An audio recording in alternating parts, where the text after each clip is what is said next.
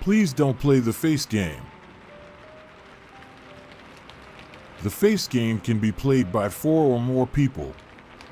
Players must begin the game alone and in absolute darkness. If any sources of light or observers are present, the game will fail. But the game itself is simple. Players stand in a circle with one player in the center. The player in the center is called the judge. The players who form the circle are called the pretenders. In the center of the circle, the judge spins counterclockwise, while the pretenders rotate clockwise around them. The players continue to spin until the judge announces in a loud voice, I wonder, whose face will I find?" The pretenders then freeze and take 3 steps backward, widening the circle. The judge can no longer be sure who or what is standing where.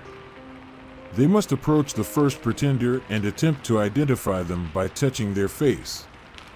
If the judge touches any part of a pretender apart from their face, or if a pretender moves or speaks, the game fails. A pretender can sneer, scrunch up their nose, or otherwise manipulate their face to make themselves more difficult to identify. When the judge is confident about a pretender's identity, the judge announces loudly, "This face belongs to the pretender's full, true name." If the judge is incorrect, the face game ends.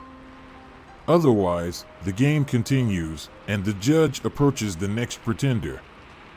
If the judge correctly identifies all of the pretenders, the judge wins, and the face game ends.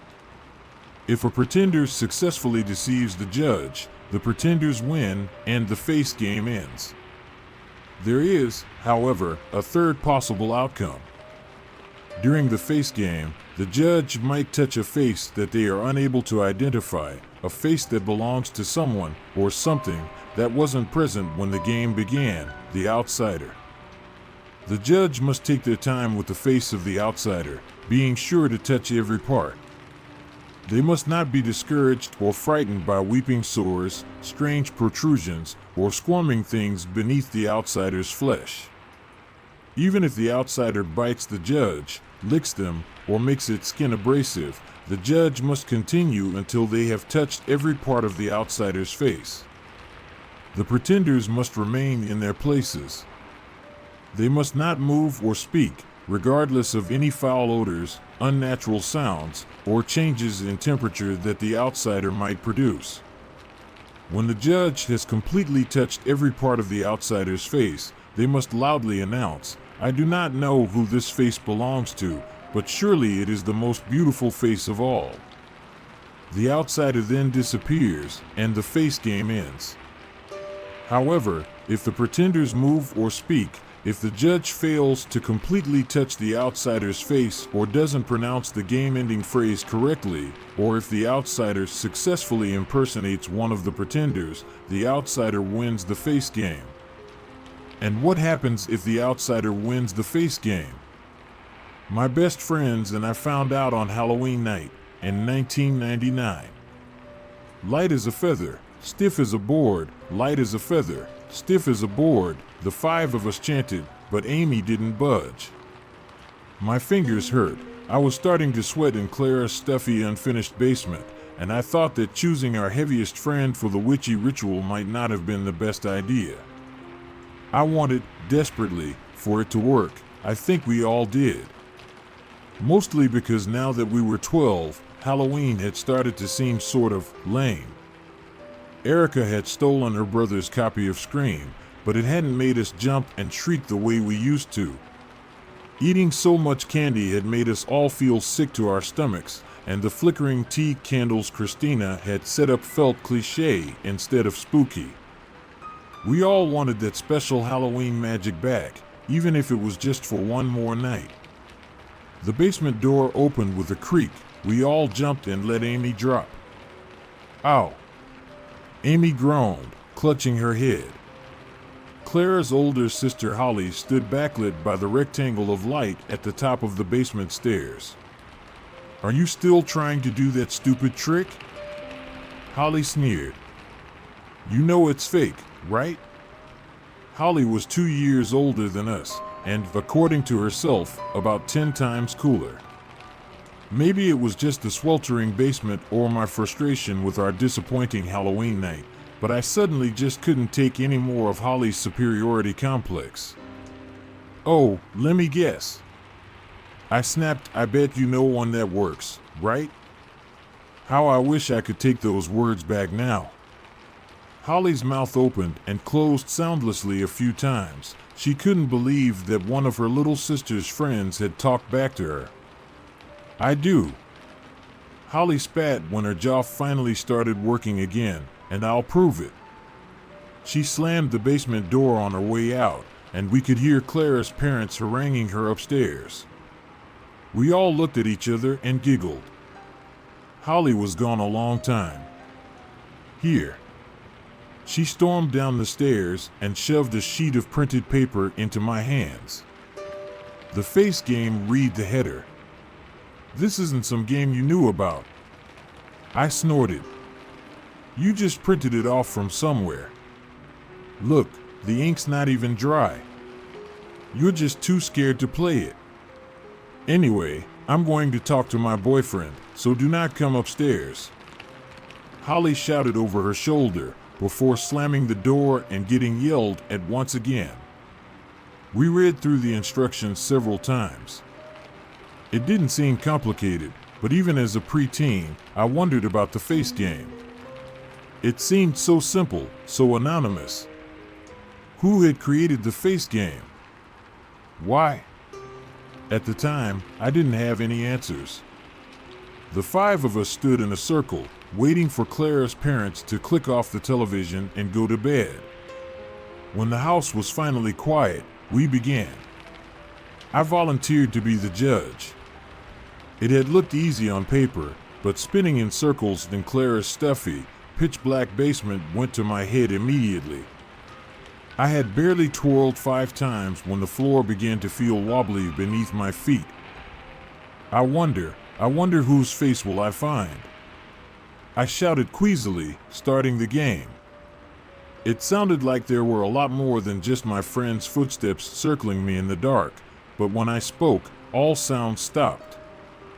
Standing dizzily in the complete darkness made me feel like an astronaut from one of the documentaries we watched in school, floating alone in the lightless, hostile void of space.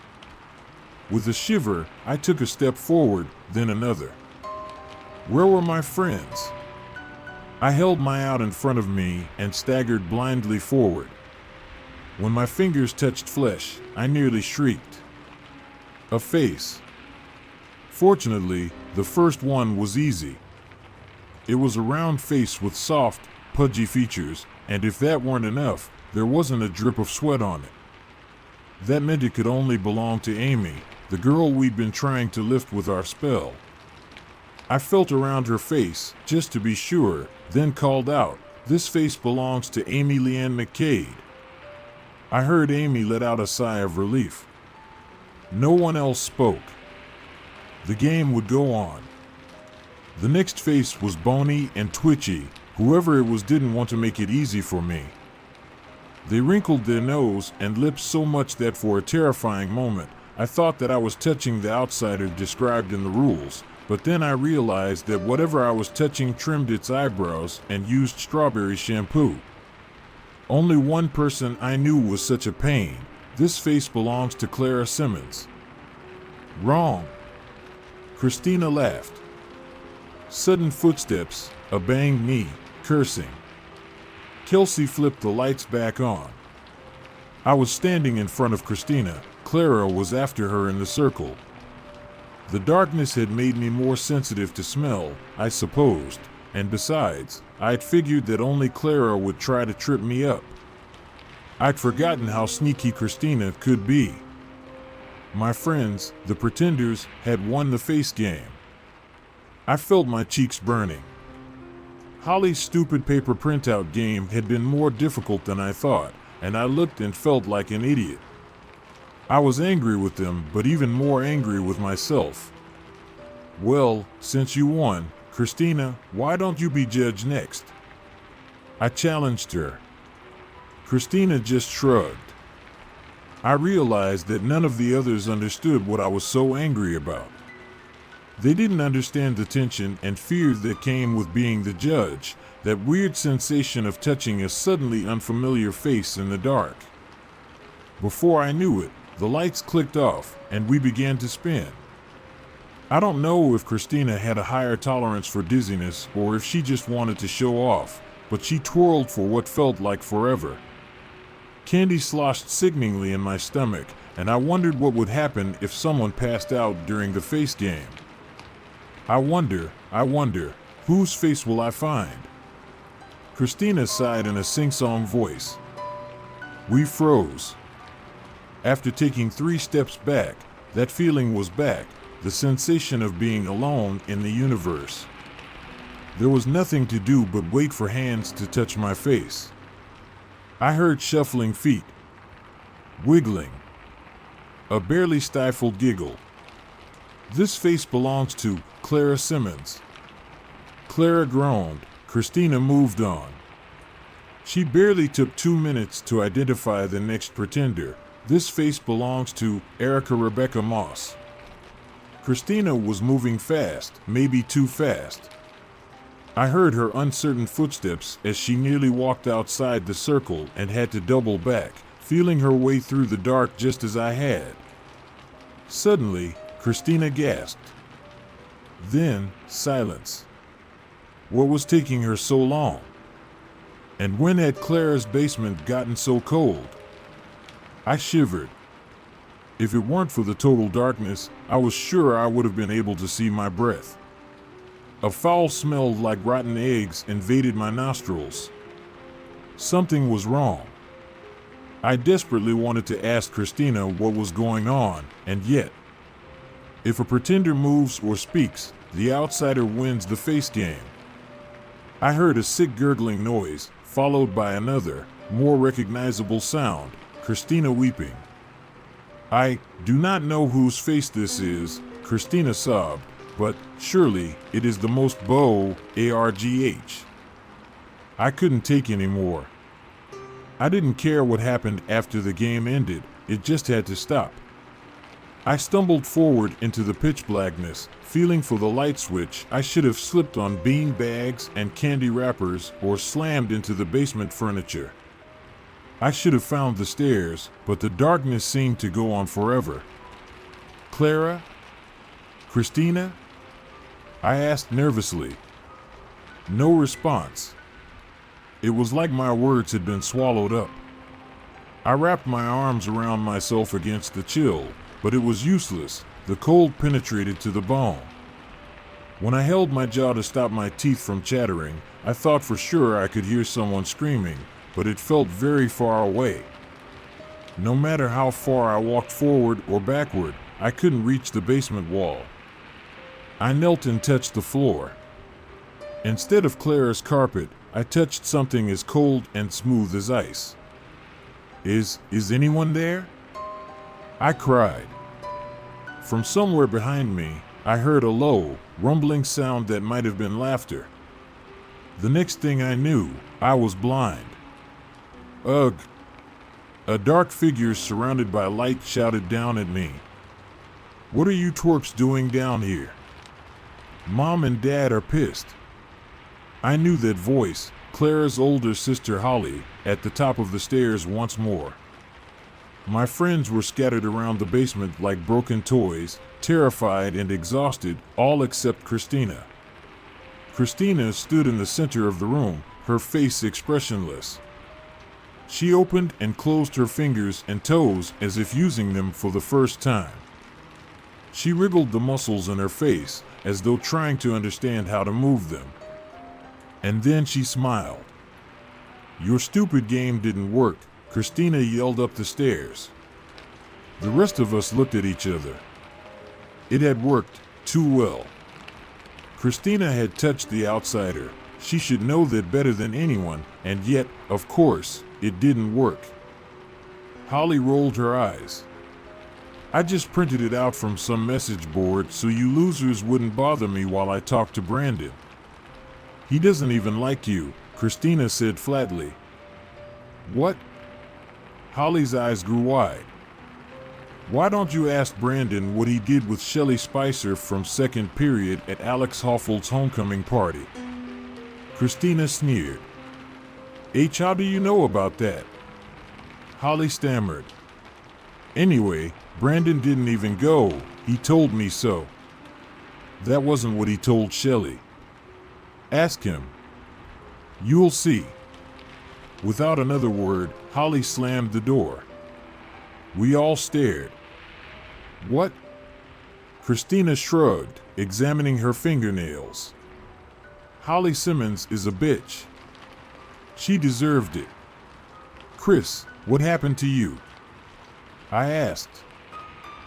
Christina snorted. Don't tell me you're still talking about that stupid game. Just before everything got weird, you found the outsider, didn't you? I heard you, but surely it is the most beautiful face of a, don't tell me you fell for that. Christina threw her head back and laughed. I was just messing with you. You're still such a baby. I mean, none of the rest of you were scared, right? Christina looked from face to face. One by one, each of my friends shook their heads. I couldn't believe it. I'd seen how bewildered and frightened they were when the face game finally ended. I knew that, like me, they'd been shivering and lost, trapped in that cold, dark other place. I felt betrayed, but I couldn't blame them.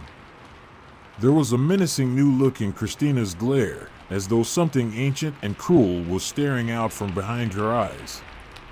I think, on a deeper level, I already knew the truth. The real Christina was gone forever, trapped in that freezing abyss, and maybe even destined to become an outsider herself. The thing that had come back inside her shell was something else entirely, an outsider, and it had no problem turning my friends against me. We were young, impressionable, and, to be honest, afraid of what Christina had become. Throughout the fall and into the winter, Christina followed me. In the whirl of cornered leaves as the yellow school bus rounded the corner, just outside my bathroom stall at school, standing in the new fallen snow outside my bedroom window.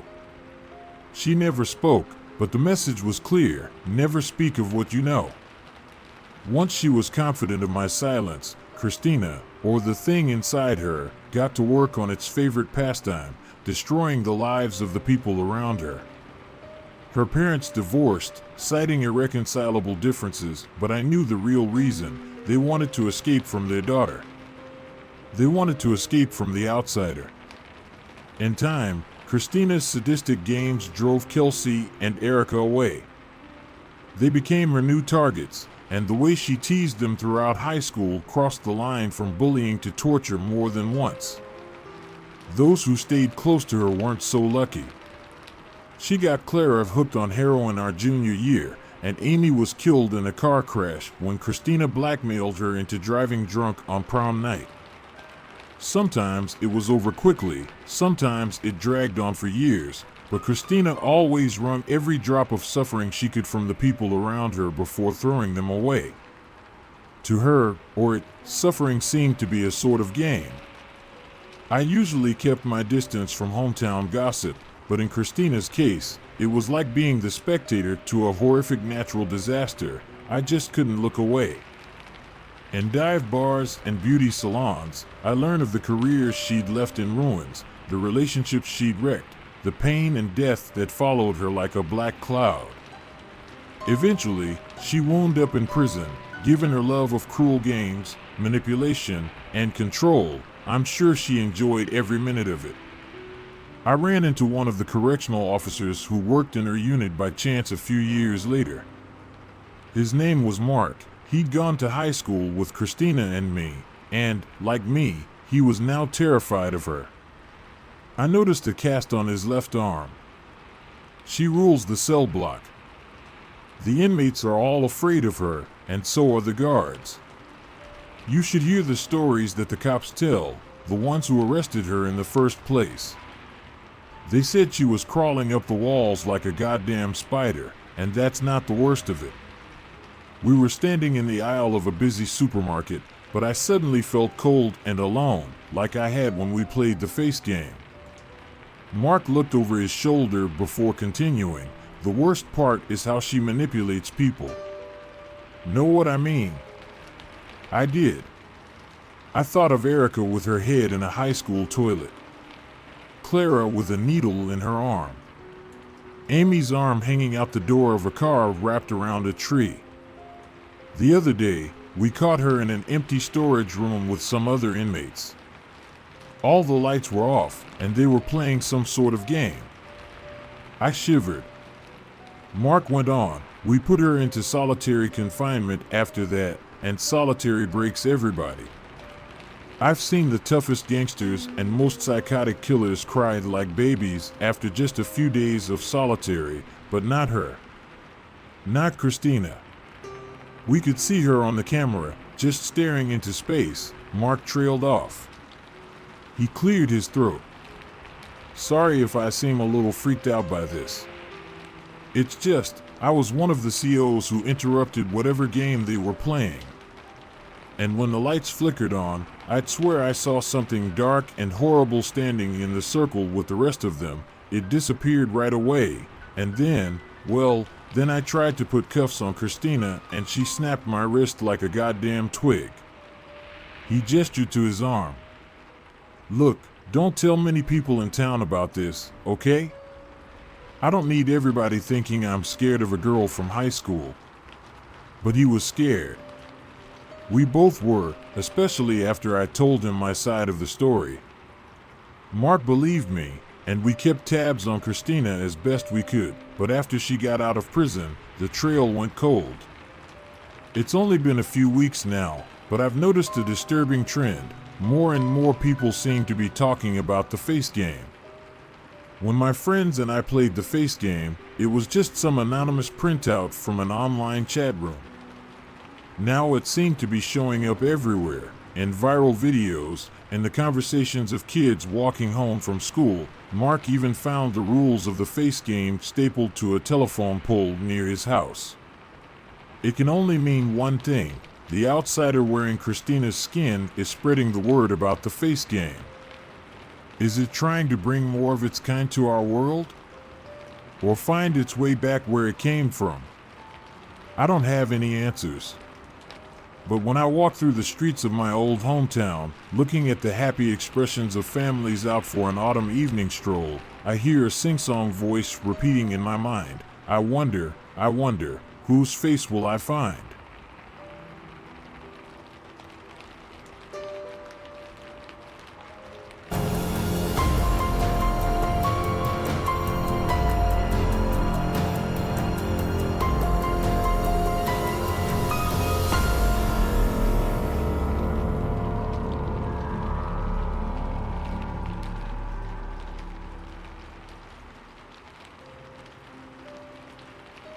The swapping game.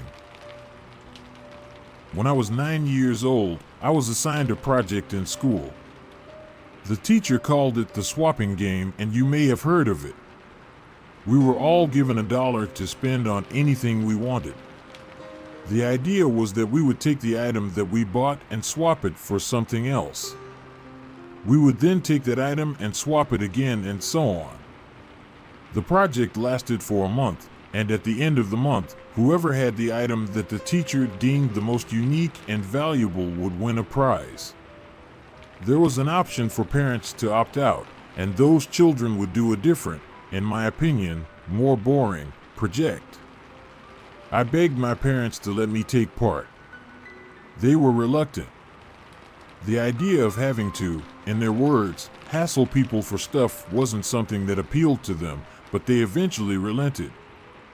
The first thing I bought with my $1 was a big candy bar from the store. It was one of those kinds of candy bars that you were supposed to share, but presented itself as a challenge to children to eat in one sitting. It was filled with popping candy, which was my absolute favorite. It took every ounce of my willpower not to eat it right then and there.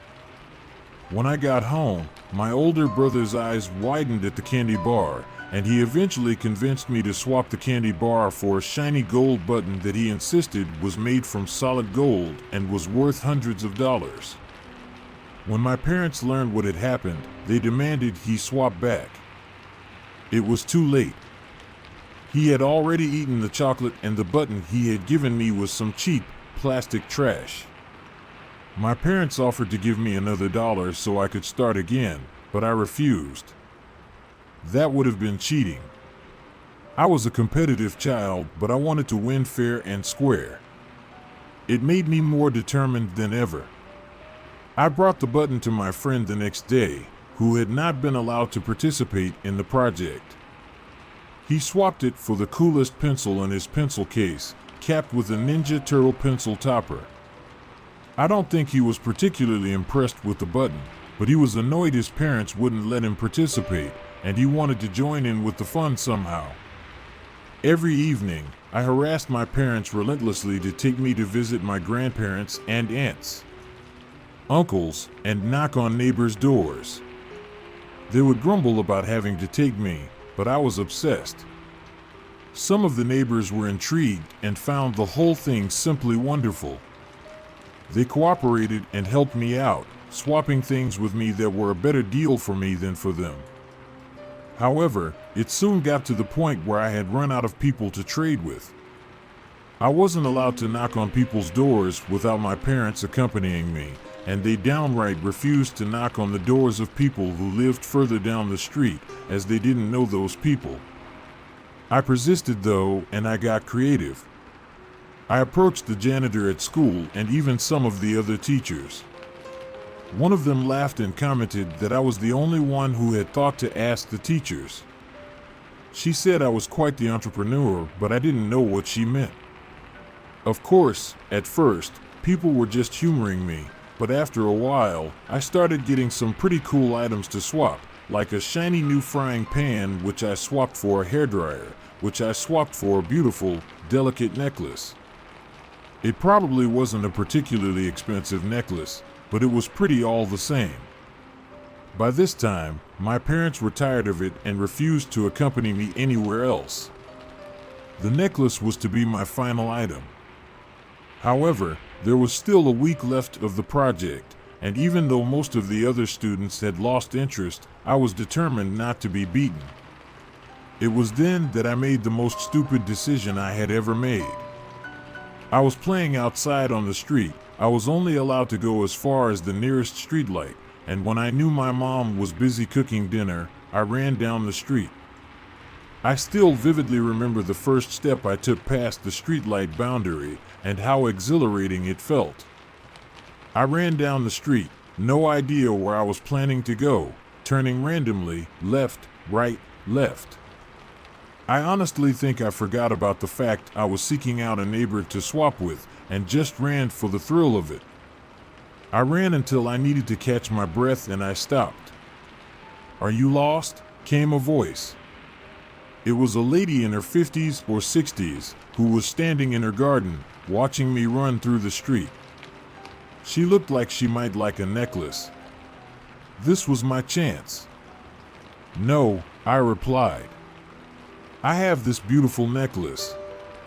I want to swap this necklace with something you own. Do you have something to swap with me? I'm playing the swapping game, you see. It's for school. So can I have something of yours?" I'd messed the speech up. My dad usually did the introductions. It didn't matter though. She was smiling. "How old are you, sweetie?" "9, but I'll be 10 in June," I said proudly. "Well, it's a really beautiful necklace. I'm not sure if I have anything as good as that. I'll tell you what, you come inside and I'll let you have a look around and you tell me what you'd like, all right? You can have anything you want." It didn't even occur to me that I shouldn't. My eyes were on the prize. "You want a drink while you look," she said as we walked in. I shook my head. She brought one anyway. It was cold orange juice, and I couldn't resist slurping it all up in one big gulp. As I walked further into her house, I saw that there was a room, decorated in bright pink, that was a child's room.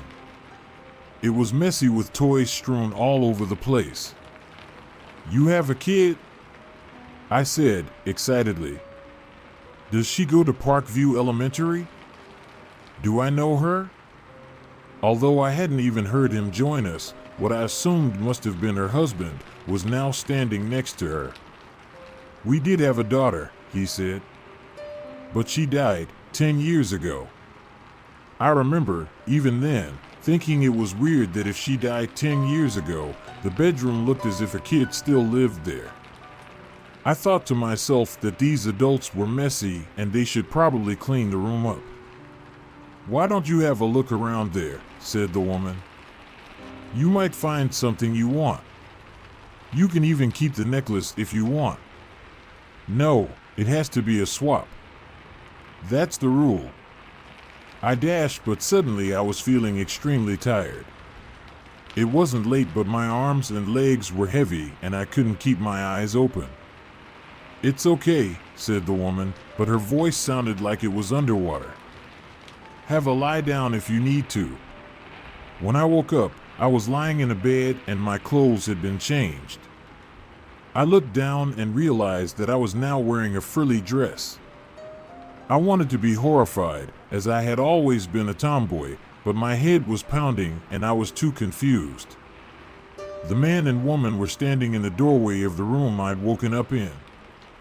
Unlike the pink bedroom I had seen last night, this was plain, with white walls and a single bed. Although I didn't understand what was going on, my brain screamed danger and I attempted to run past them, but they grabbed me. "Darling, it's okay. We aren't going to hurt you." "Doesn't she look just like Jacqueline?" the woman said to her husband, and he nodded, tears in his eyes. "We're going to take really good care of you, Jacqueline, and we won't let anything happen to you." "My name's not Jacqueline," I mumbled. And then I screamed as loud as I could. Their calm faces switched to anger, and like a well-oiled machine, the man held his hand over my mouth while the woman pinned me back down to the bed. Now, the man said. "No screaming. That's one of the rules." "My mom and dad don't know where I am," I sobbed. "That's right, honey," the woman said. "Your mommy and daddy should have been watching you. Parents who don't keep an eye on their kids aren't good. If your parents were good, they wouldn't have let you run off on your own. Imagine what could have happened to you. Do you know there are bad people around? Bad people who want to hurt you. We won't let anyone hurt you, sweetie. We are going to look after you now." I continued sobbing and a hand struck me across the face. "No more crying," said the man. "That's one of the rules too. You need to learn the rules." And then he stopped and added, "I'm punishing you because I love you." I bit down on my lip hard to stop myself from crying. "Jacqueline," said the woman, "when Daddy says I love you, you need to say it back." I opened my mouth to argue, and then, being scared of another smack, said, "I love you." They smiled. They finally left me in the room while they cooked breakfast for us all. As soon as they left the room, I scrambled to the window to try and figure out where I was. This was not the house that I had entered last night. We were now in a cabin and we were in the middle of nowhere. "No windows.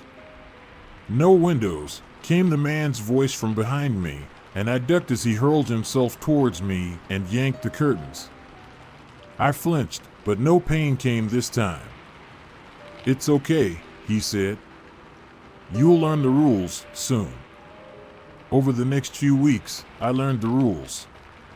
No standing near windows. No crying. Always wear nice dresses. No shouting or screaming, stay in my room unless I'm told to come out. I was left alone for long periods. When they were gone, the windows and doors to my room were locked, so if I needed to go to the bathroom, I would either have to wait until they came back or have an accident. I was always punished for my accidents, but I made sure not to be punished for anything else. At first, I cooperated because I feared being physically punished, but after a while, I cooperated for a different reason. I'd never been a particularly smart kid, but something clicked inside me, and I knew that if I ever wanted to escape, I needed them to think I was happy there with them. So I followed their rules, and over time, they softened. I was eventually allowed free roaming the house whenever they were present, as long as I stayed away from windows, and, most importantly, whenever anybody knocked on the door, I had to run to my room and stay there until told to come out. One day, I was sitting in the living room, drawing. The man and woman, whom I was forced to call Mom and Dad out loud, were out back, gardening. That day, something happened that had never happened before.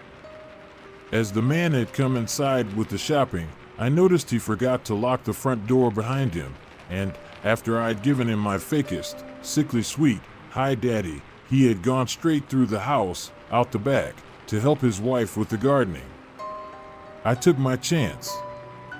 I didn't have shoes as I wasn't allowed to wear them in the house, and I was not allowed to leave the house, but I decided it didn't matter.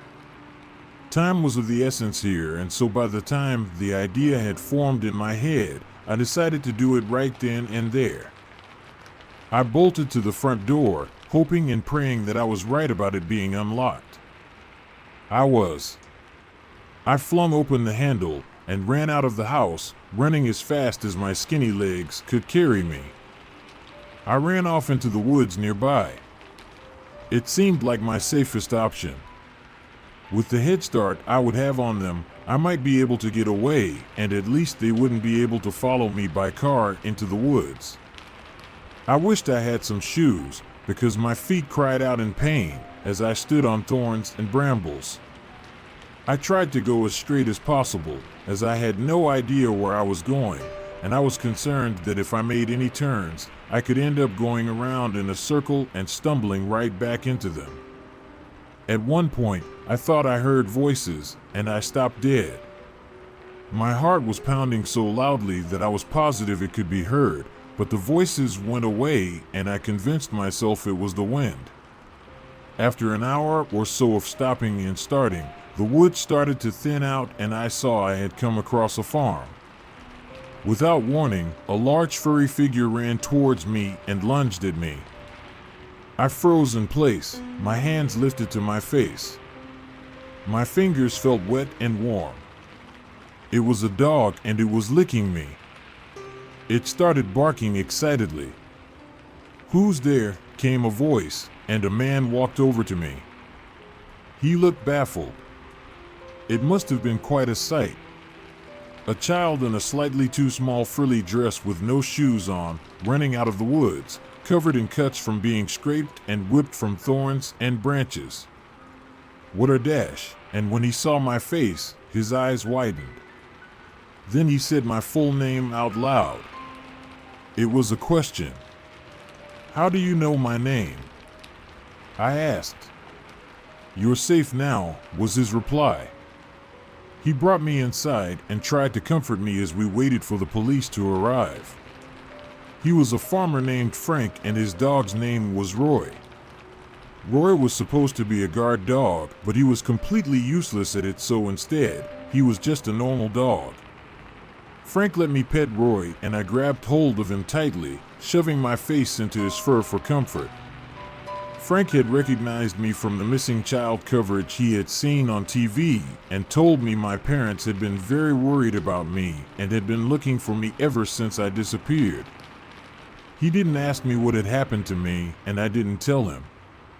He just kept telling me I was safe. I didn't completely believe him until the police arrived. It turned out the two people who had taken me had been responsible for the abduction and later murder of 4 little girls over the past 10 years. Their child, Jacqueline, died at 9 years old as she ran into a busy street, getting knocked over by a car. The girls they abducted were aged between 7 and 9. They were taken from crowded places, such as shopping malls, carnivals, and parks, after being briefly separated from their parents. Each of the girls was murdered when they hit 10 years old. The cabin I was kept in was only 20 miles away from my home. Since I missed so much school during that time, I never did win the prize for the best swapped item, but I have kept that necklace with me to this day. Every time I look at it, I remember how lucky I was, because on the day I escaped, I was 3 days away from turning 10 years old.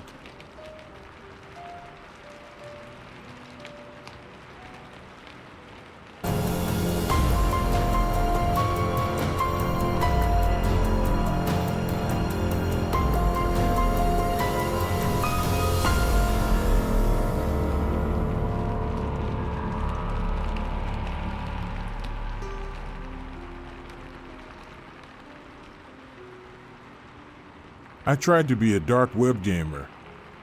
2 games was all it took to make me quit.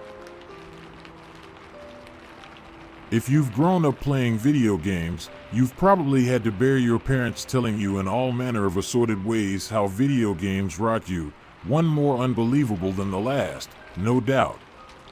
If not, then believe me when I say that should the envy of all those who had to deal with what I described above fall upon you, you'd be crushed into a paper-thin pancake, along with the rest of the planet. Gaming is everywhere now, and despite the wide-ranging opinions of others, I have to say that it is an art form that I truly respect. I was a gamer.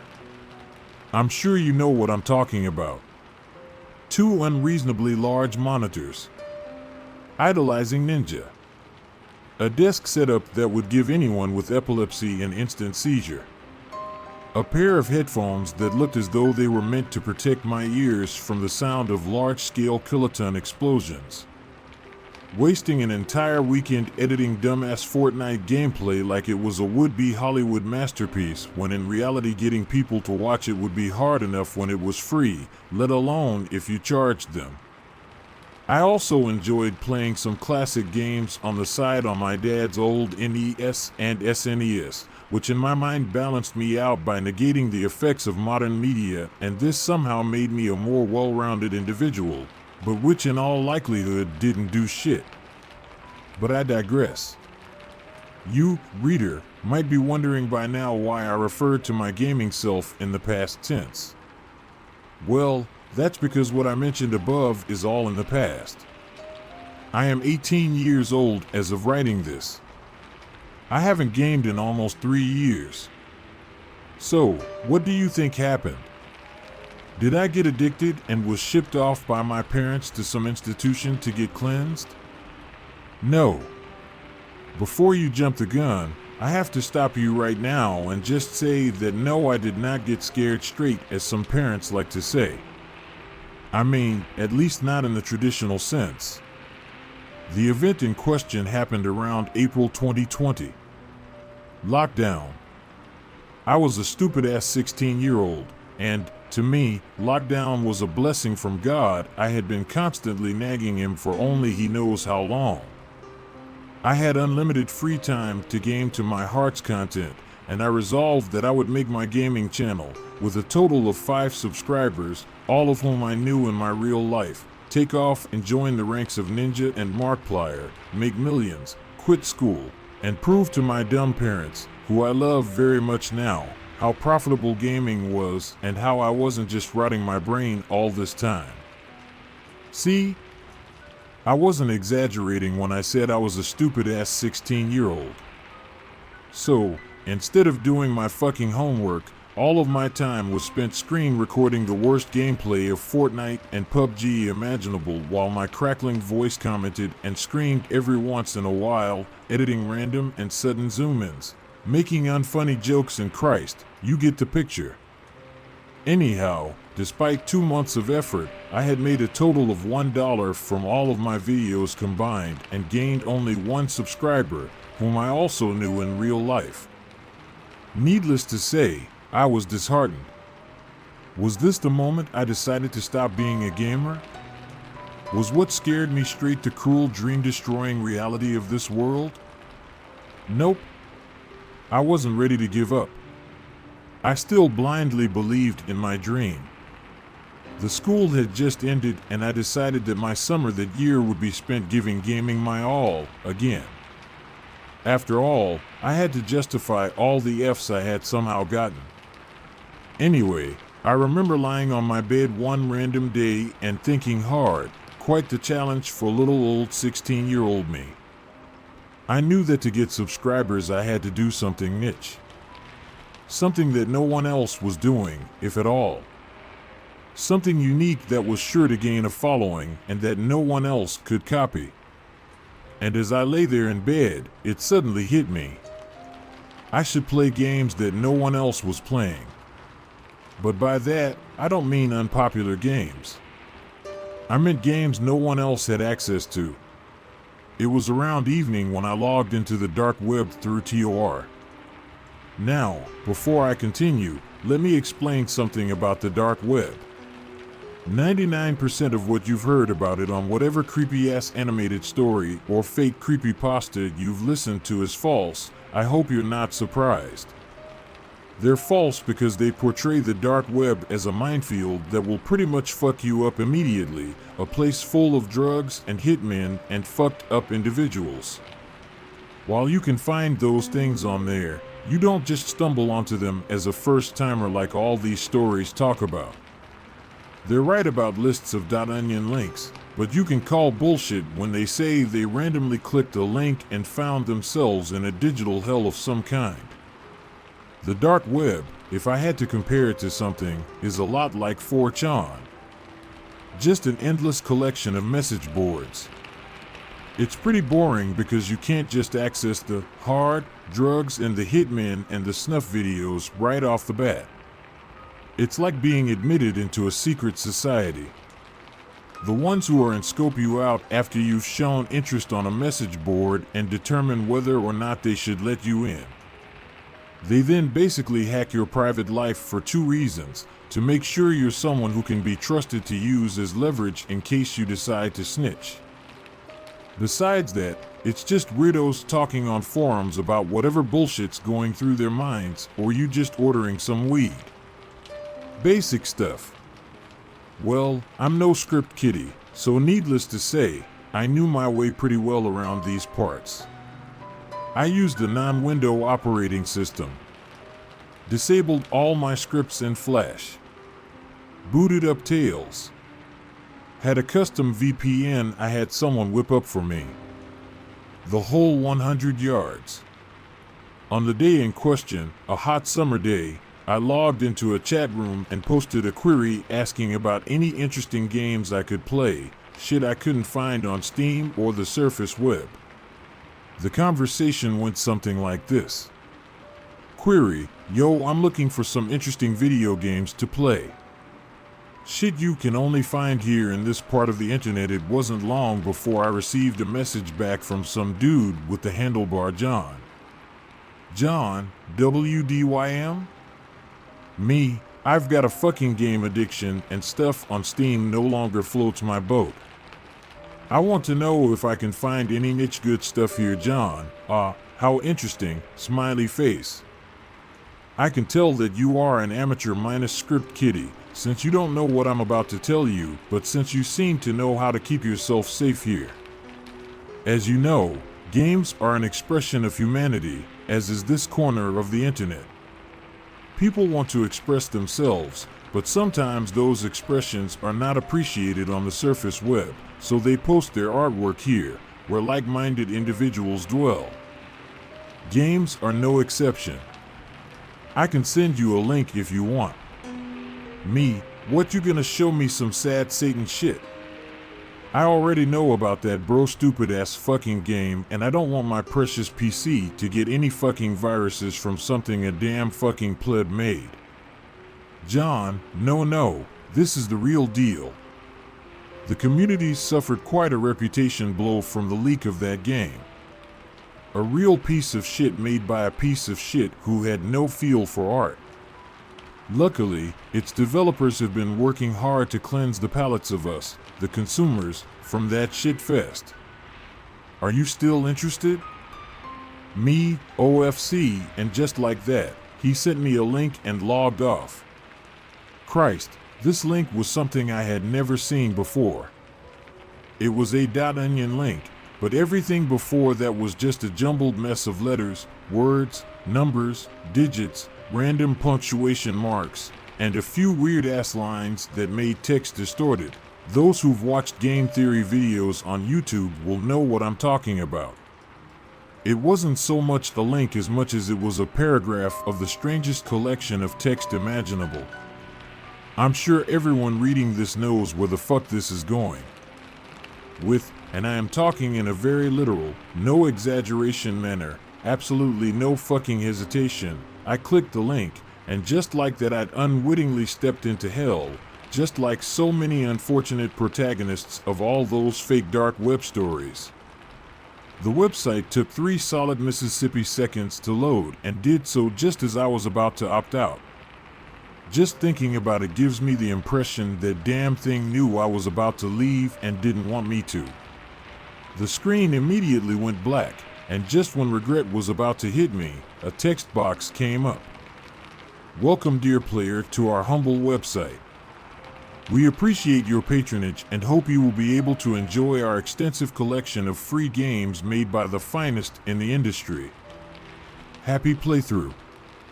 Sincerely, Mod. The message made me feel uncomfortable. I know, right? Countless times of wafting through the cesspool of humankind and a polite message are what get under my skin. Exactly. My parents were asleep. I just drank a can of Monster and a can of Red Bull, and I was given the prospect of entertainment until dawn. And so I took it.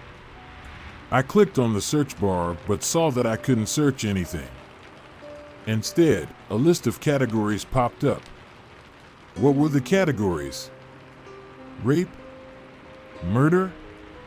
Torture porn? Nope. None of those. Every single one was plain as can be. POV action. Suspense. That kind of stuff. You could select multiple categories and then hit search. I chose the following combination for my first game. 2D detective mystery choice-based simple, right? I pressed enter and waited. It seemed to last forever, but finally, the churning wheel of loading disappeared and I was met with a retro home screen. The title read, in all caps, Interrogation of Fitness Wheatley in a strangely well-chosen color palette that didn't make me want to vomit. Needless to say, 16-year-old me was stoked. I thought I'd just hit a video game jackpot. Fantastic games are too niche for the mainstream, all at my fingertips for absolutely free. In case you've been wondering, no, I don't have any footage of these games. I plan to master their gameplay and then record it so that I wouldn't embarrass myself like I had done before. Yes, I do regret it tremendously, but what are you going to do? Sue me? This game, unlike a standard NES one, allowed me to use my mouse, so that I clicked start. The screen went black, and a new image loaded on my monitor, the one that was logged in the dark web. It looked like a photograph that had been pixelated. Imagine the ending picture of the original Resident Evil 2 on the PS1, which shows what happened to all of the characters after the main storyline concludes, and that will give you a pretty good idea of what I saw. A young man with a poker face seemed to be sitting before a metal table, utterly motionless. Below him was the word "Ask Him." Without warning, 2 black bars with white letters appeared under them. The one on my left read why he called you there, while the one on my right read how he's feeling. I was dumbfounded, so I just clicked the option on the right because I was curious. The 2 bars along with "Ask Him" disappeared, and a large rectangular speech bubble with an arrow pointed at this Fingu's mouth replaced them. I'm feeling fine, detective. Thank you for showing concern and for arriving so quickly." The large speech bubble disappeared, and the Ask Him prompt came back up again, but now there was only one bar under it, the one that said, "Why he called you there." I'd be lying if I said I wasn't intrigued at that moment. I'd expected to come across some sort of sad Satan clone or morbid images or whatever shit idiots think would be fitting for the dark web. Instead, I had seemingly stumbled upon a hidden gem. I clicked the bar and the speech bubble came right back up. "I know I am going to die, Detective. I know he will kill me. I find it only appropriate that I give my last confession before I am taken." The speech box disappeared and two bars came up again. The one on the right now read who he thinks wants to kill him, and the one on the left read why he killed Sam. I was tempted to just choose right, but I just really wanted to get things over with. The following are all the responses I chose with his answers in bold. Why did he kill Sam? As you very well know, Sam was my first time. I wanted my first time to be special, so I chose Sam because he was special. It was that simple. How he killed Sam, come on, Detective. Surely you must know already. How he killed Sam, all right. As you wish. I knew Sam lived home alone, so I enacted my perfect murder.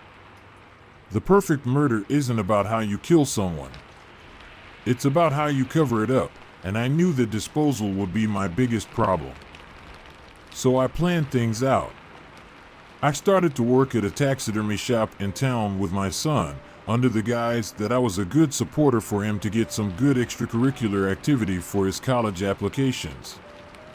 Mr. Flank, the owner of the shop, mainly made animal skeletal models and shipped them internationally to institutes of education.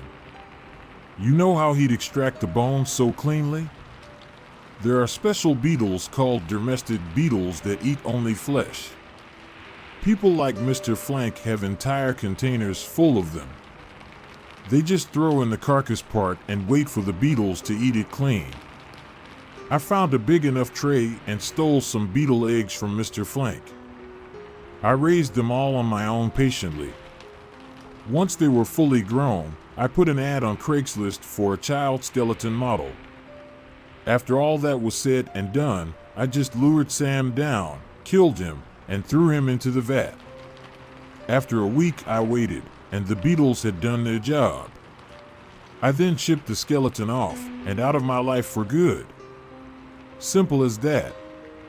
I then just burned the beetles along with Sam's clothes, buried his organs out in the forest along with a few worms for good measure, and that was that.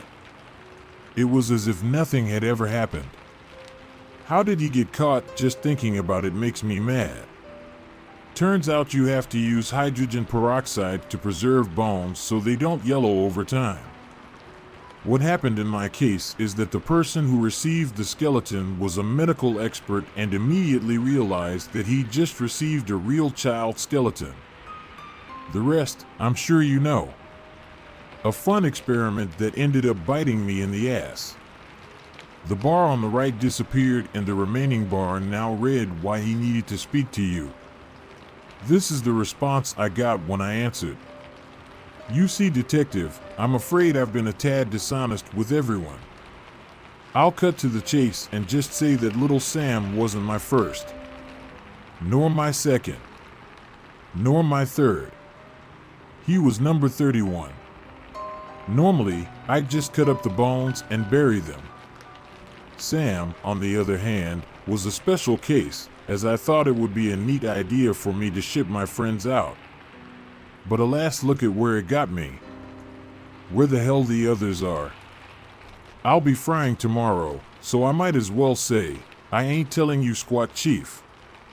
Just wanted you to know. You can doubt me, but you can't doubt all those other missing posters. I am a fair man, however, and I will say that I have mapped all of their coordinates on a special sheet of paper that you can only find in Genesis. That's all, Detective. The screen immediately went black, leaving me in total darkness for a moment.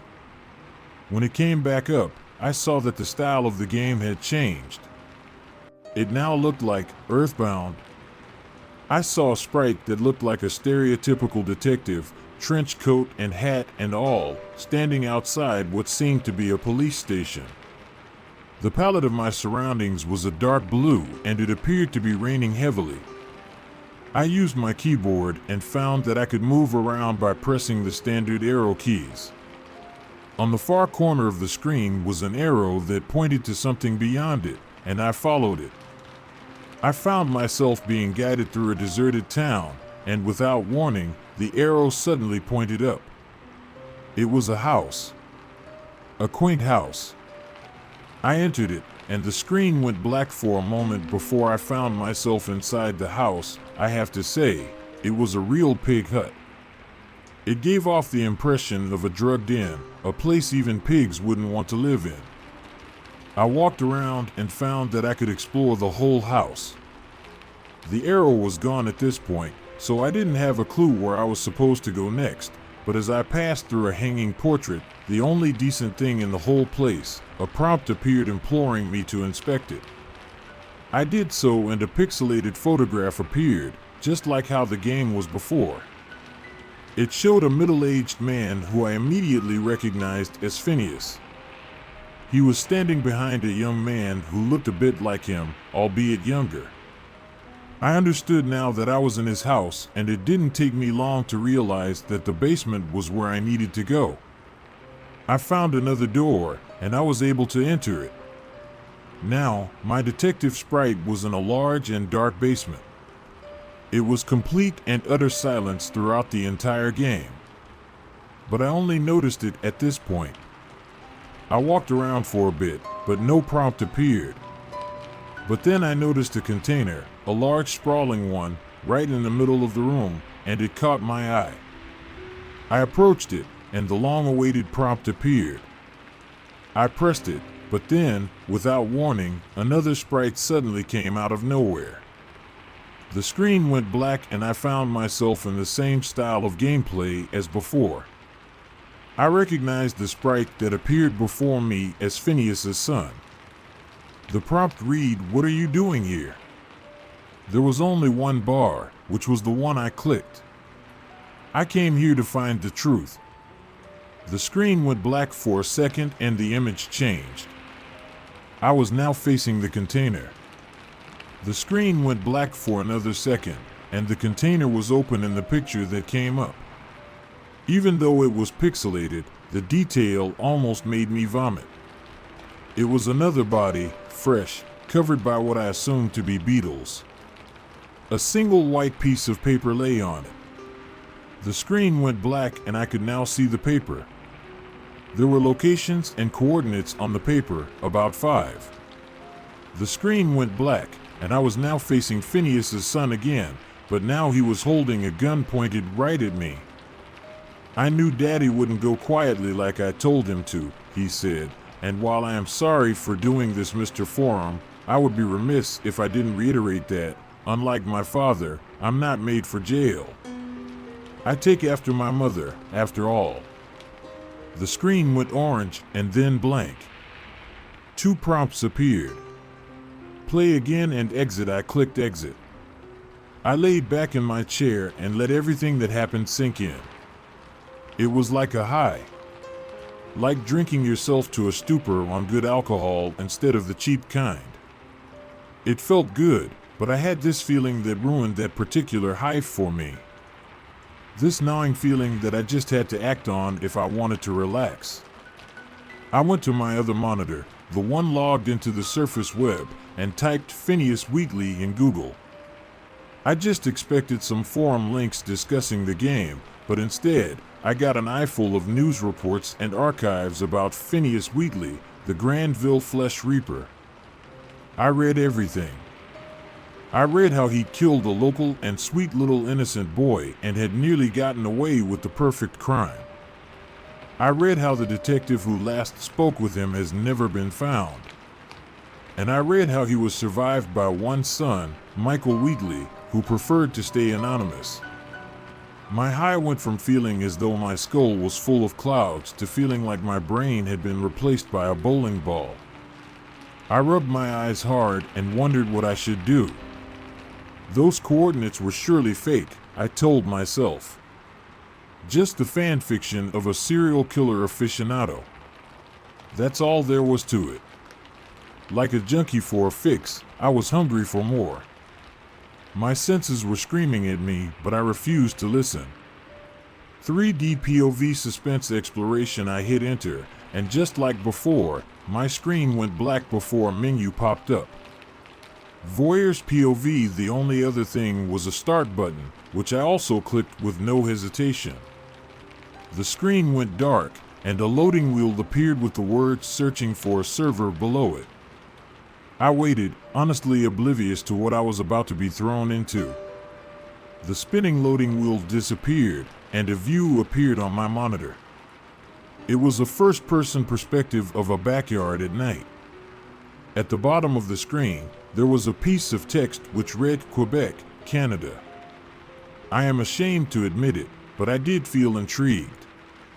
Especially by how realistic the graphics looked to me, not just for a free game on the internet, but for a video game in general. I tried moving around with my mouse and keyboard keys, but nothing worked. It was only then that I noticed the bar at the bottom of my screen.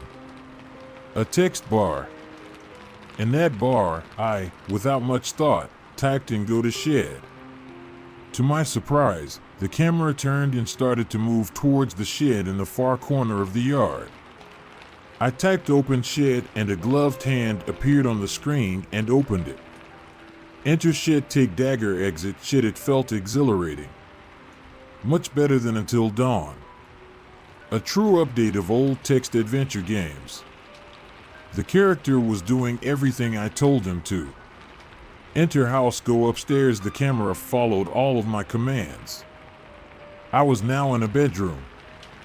A girl, about my age, the one I'd seen in the family pictures on my way up the stairs, lay sleeping before me.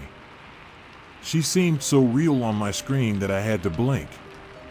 A prompt came up at that very moment as I sat in my dark room. End it? Right now, all I can do is swear on my honor, my life, and the lives of my entire family that I thought that prompt meant to end the game. That, and that only, is why I typed yes. The power plug of my monitor was pulled not a moment after I witnessed the gloved hand plunge the knife deep into the chest of that girl. The last thing I saw on that damn thing was her eyes fluttering open in an instant. Like a dam, they held back a contagious fear that no one, certainly not her, should ever feel. On the floor, I collapsed, and on the floor, I cried, and on the floor, I slept.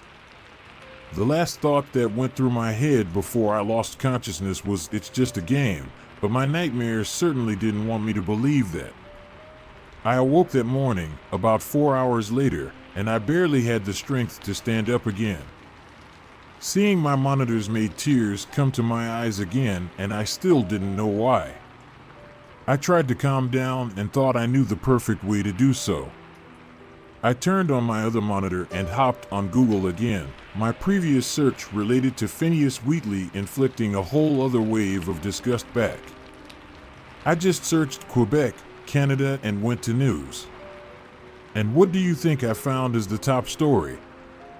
A news article that featured the house I had seen at night in that game, only now it was covered by police tape, and one of the family photographs I had seen inside that house while climbing the long staircase glared at me from behind my screen. The girl, smiling brightly in the photograph, had been killed, survived only by the others in that picture. I know I'm next if I report this. I know they know everything they need to know about me. All I can do for now before I turn in the evidence is to be a son that my parents can be proud of, so that when I am taken, I can at least leave knowing that their time raising me had not been wasted. To you, you know who you are. Reading this, it has already been done. There's nothing you can do. Your operation will receive quite the blow, much like Playpen. I'm ready for you. Just please don't go after my loved ones. They have nothing to do with this. If you can promise me that, I'll go quietly. Mom. Dad. I'm sorry. Love, James.